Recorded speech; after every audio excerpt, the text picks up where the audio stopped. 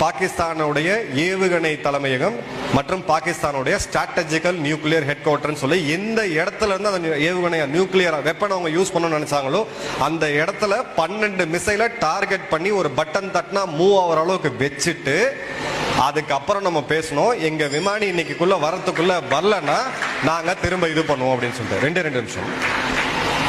இப்போ அந்த நாடு அணு ஆயுதத்தை பிரயோகிக்க முடியாது. நீங்க அணு ஆயுதத்தை பிரயோகிக்கணும்னு யோசிச்சீங்கன்னா திரும்ப அடிக்கிறதுக்கு எங்களுக்கு வேற வேற வழிகள் இருக்குன்றதை நம்ம இது பண்ணோம்.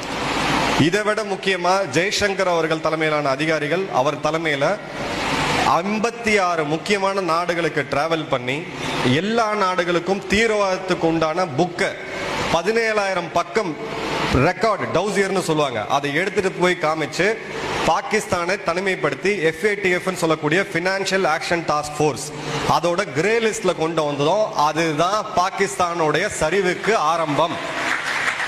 270 ரூபாய் இன்னைக்கு அங்க பெட்ரோலோட ரேட்டு, ஒரு லிட்டர் பால் இன்னைக்கு 300 ரூபாய் அங்களுடைய ரேட்டு.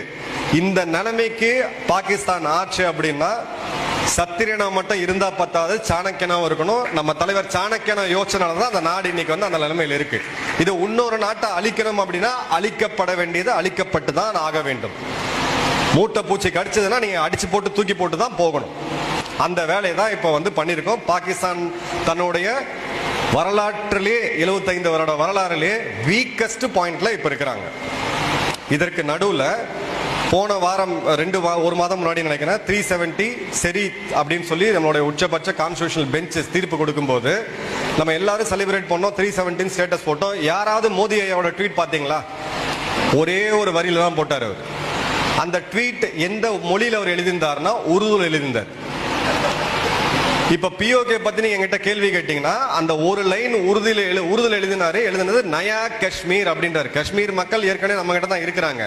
உருதுல எழுதினது பாகிஸ்தான் ஆக்கிரமிப்பில் இருக்க காஷ்மீர் மக்களுக்கு உண்டான மெசேஜ், சீக்கிரம் நீங்க நம்ம நாட்டோட அரவணைக்கப்பட போறீங்க அப்படின்ட்டு.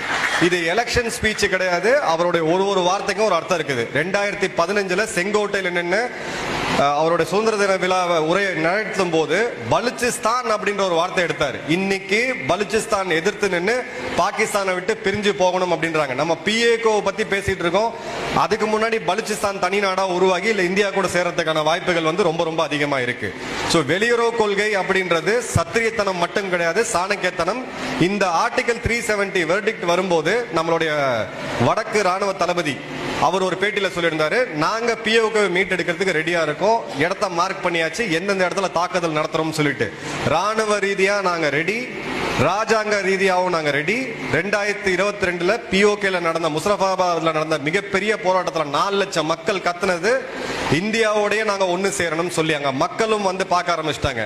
அடுத்த 5 வருட காலத்துக்குள்ள நம்ம காஷ்மீர் பெற போற வளர்ச்சியை பார்த்து அங்க இருக்கிற மக்கள் போதுண்டா இந்த நாட்டோட நம்ம இருக்க வேண்டாம் அப்படின்னு சொல்லி அந்த மக்களா கிளர்ந்து எந்திரிச்சு வருவாங்க.